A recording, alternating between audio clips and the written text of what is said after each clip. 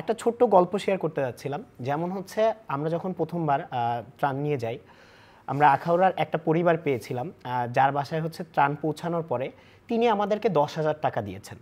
So তার 10,000 টাকা দেওয়ার ফিলোসফিটা এরকম ছিল, সে আমাদেরকে বলছিলেন আমি প্রতিবার আসলে ত্রাণ দিই, কিন্তু এখন আমার এমন অবস্থা, তার বাড়িটা 3 তলা কিন্তু 1 তলা পর্যন্ত পুরোটাই পানি।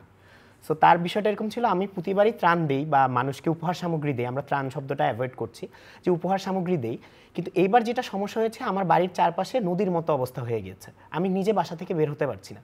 সো সে আমাকে বলছে বাবা এটা আমার মানে তোমাকে দেওয়া টাকা, তুমি যখন এর পরের বার ঢাকায় যাবে তুমি এই টাকা দিয়ে ত্রাণ কিনে আরও কিছু মানুষকে সাহায্য করো, এটা আমার তোমার কাছে অনুরোধ রইল।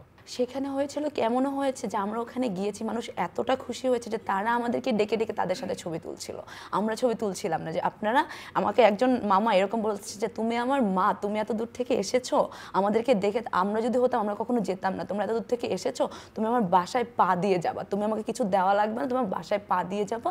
এবং সে আমাদেরকে ডেকে সে তার বাসায় ছবি তুলেছে। মানে মানুষ এই জিনিসটাও মানে মানুষের যে কাছ থেকে যে ভালোবাসাটা পাওয়া, এই কাজের মাধ্যমে আমরা সবাই এটা মানে অনেক কাছ থেকে অনুভব করেছি।